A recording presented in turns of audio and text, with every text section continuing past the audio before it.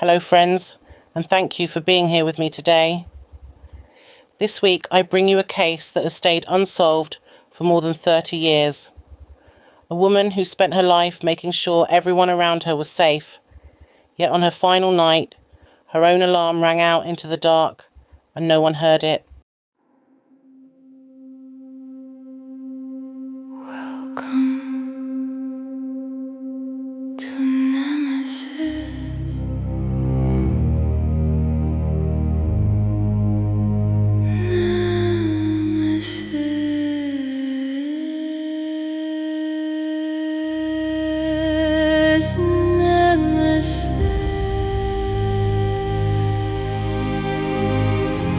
True crime, true crime. Welcome to Nemesis. Janet Brown was a protector, a mother, a wife, a nurse who cared for others as her living and cared for her neighbours as her nature. When burglaries began creeping through her quiet corner of Buckinghamshire, Janet did not sit and wait to be a victim. She acted. She set up the village Neighbourhood Watch herself, so that every home in that lane would have eyes looking out for it. She wanted people to look out for one another. She fitted a panic alarm in her own home. She did everything right. And still, it was not enough. But before that night, there was a life, and it deserves to be spoken of. Janet was 51 years old. She had trained as a nurse and as a midwife. Her working life had been spent at the very edges of care, at the beginning of lives, helping to bring children safely into the world, and beyond it, tending to the frightened and the fragile. By 1995, she was working as a medical research nurse for Oxford University's Public Health and Primary Care Department, based at the John Radcliffe Hospital. Care was not simply her job. It was the shape of who she was. She was a wife. Her husband, Dr. Graham Brown, was working abroad in Switzerland at the time, and she was a mother of 3. Zara, her eldest, living and working in London.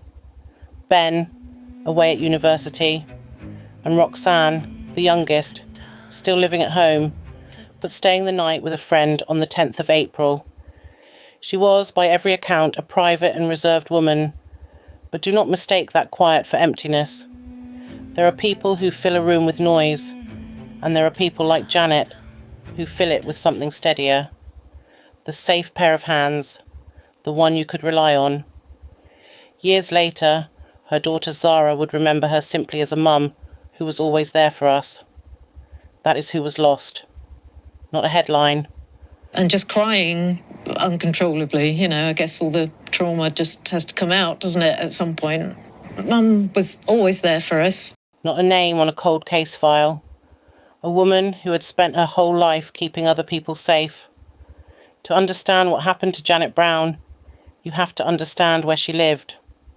Hall Farm stood at the end of Sprigs Holly Lane, high in the Chiltern Hills above the village of Radnage. It was old, and it had been a working farm once. For years it carried a longer name, Cabbage Hall Farm, though the cabbage had been dropped long before the Browns ever moved in. It was beautiful, and it was remote. That is the thing to hold on to. This was not a house on a street. There were no neighbours across the road, no windows overlooking the garden, no passing traffic. It sat alone, surrounded by fields, at the end of a lane that led to almost nowhere else. The kind of place people dream about when they talk of getting away from it all. Janet and Graham had lived there about 10 years, and by the spring of 1995, they were trying to leave. The house had subsidence. It had made the sale difficult, dragged it out, put buyers off. But eventually, one had been found. The price agreed was somewhere around £340,000. The paperwork was nearly done. Completion was a week or 2 away. That is what stops you when you learn it. Janet Brown was days from moving out of that isolated house at the end of that lonely lane. Days from a different life, in a different place, where the nearest neighbour might have been close enough to hear. She never got there. It began at the patio door. He did not come to the front of the house, where a caller would knock. He came round the back, to the high-walled courtyard, to the glass. And he did not simply break it. He brought a tool with him, a glass cutter. He tried to score a neat hole in the double-glazed door and lift the pane out cleanly, the way a professional would, the way a man does when he means to get in without a sound. The glass beat him. In the end, he gave up on quiet and smashed his way through.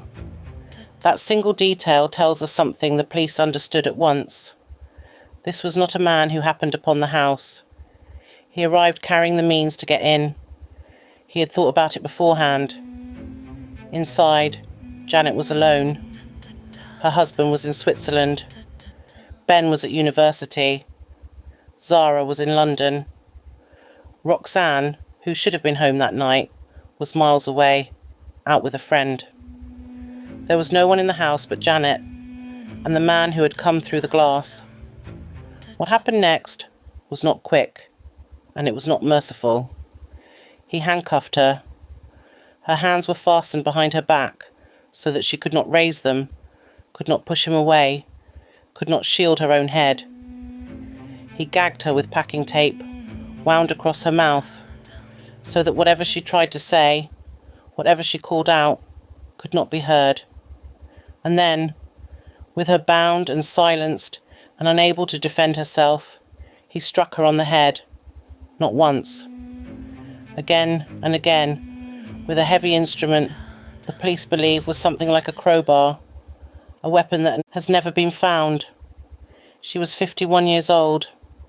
She had spent her life caring for people at their most frightened and their most fragile, and she died on the floor of her own home, handcuffed, gagged, beaten by a stranger who took everything from her and stole nothing. Because that is the part that has never made sense. Nothing was taken. There was no theft. There was no sexual assault. Whatever brought him to Hall Farm that night, it was not greed, and it was not lust in any ordinary sense. He came, he did this, and he left the valuables where they lay, and he was in no hurry to go. He moved about the house afterwards. He washed her blood from his hands. He took his time in the home of the woman he had just killed. And all the while, Janet's own panic alarm was ringing. She had fitted it herself. The security-conscious woman, the one who built the Neighbourhood Watch, the safe pair of hands, had put an alarm in her own home for exactly this. And on the night she needed it, it did what it was built to do. It rang out, loud and steady, into the dark. But Hall Farm sat alone at the end of Sprigs Holly Lane, deep in the Chiltern Hills, with the nearest neighbours too far off to hear. The alarm rang, and the fields swallowed the sound, and no one came. It rang while he washed his hands. It rang while he moved through her rooms.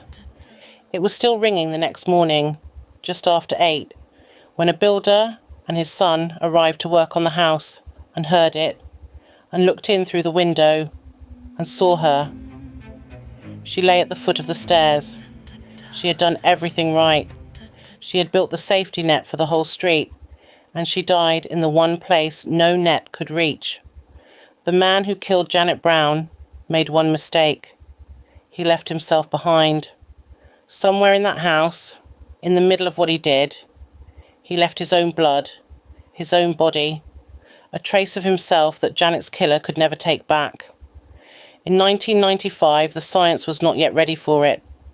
The sample sat in an evidence store, waiting while the trail outside it went cold.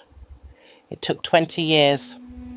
In 2015, using techniques that had not existed when Janet died, Thames Valley Police pulled a full DNA profile from the evidence gathered at Hall Farm, a complete genetic fingerprint of the man who came through the patio door. It did not belong to Janet. It did not belong to her family. It belonged to him, the stranger, and to no one else. For the first time, they had him. Not his name, not his face, but him, reduced to the one thing he could not lie about. And then they began to look. They ran the profile against the National DNA database, the record of everyone the justice system has ever swabbed. Nothing. No match. Whoever he was, he had never been caught for anything that put him on file. So they went looking the hard way, one man at a time. Every name that had ever come up in connection with the case, every local man who had drawn suspicion, every person the public put forward.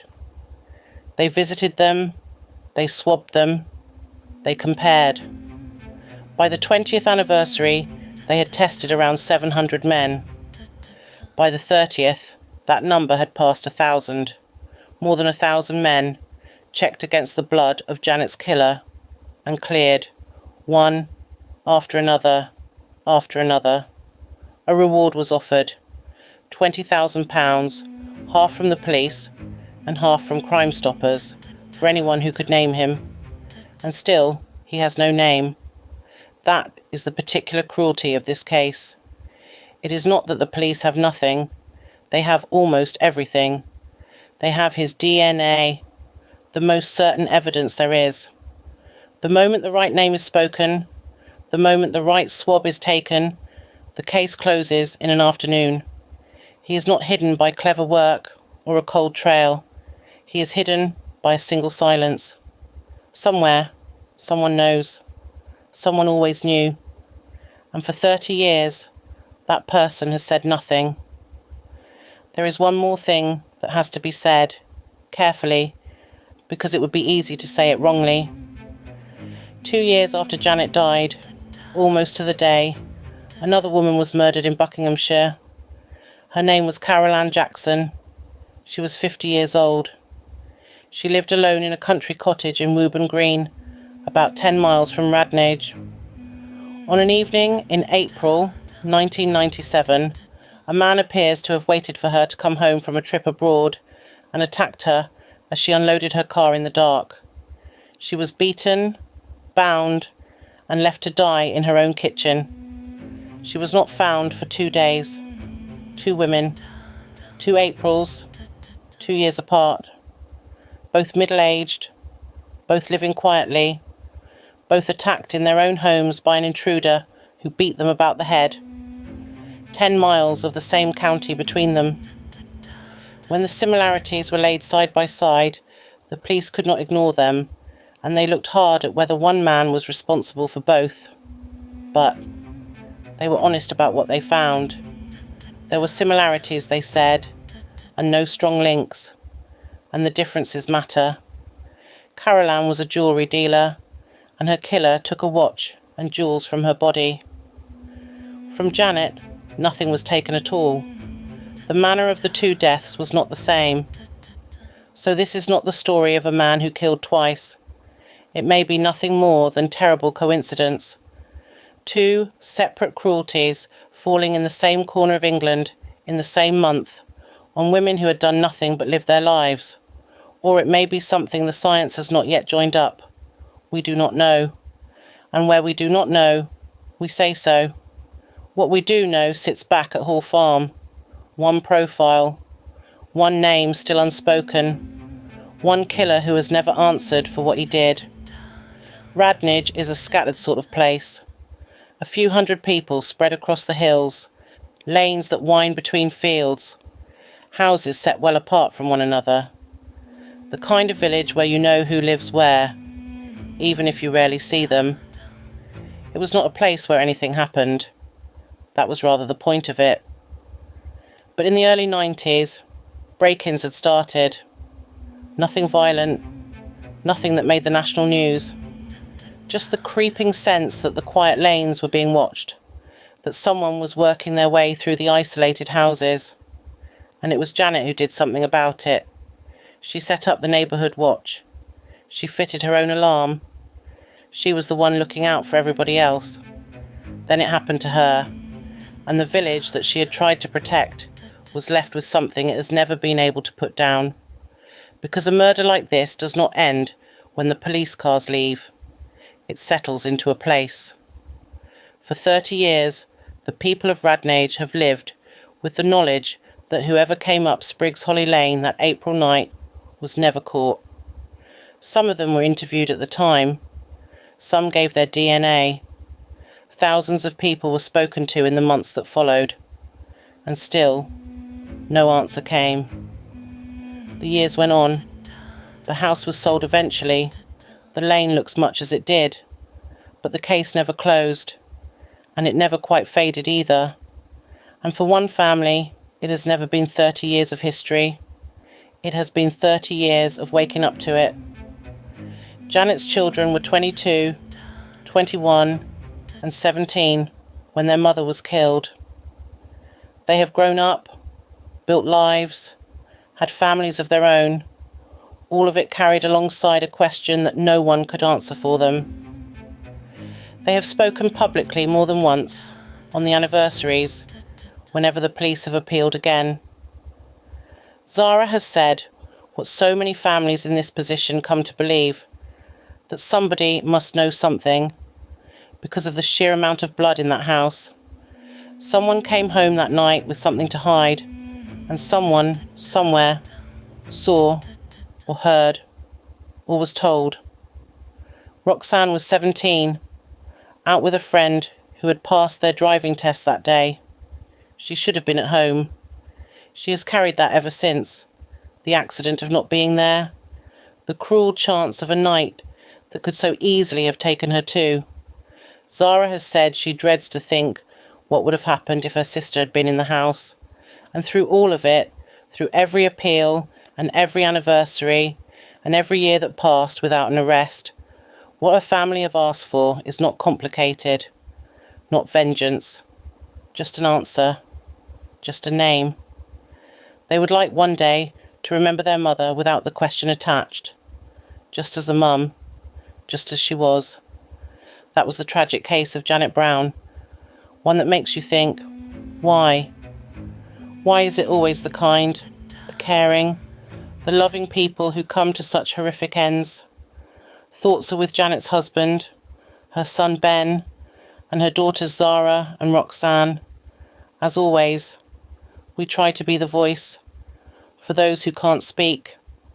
Have a lovely week and keep safe. We will meet, we will meet, we will meet again.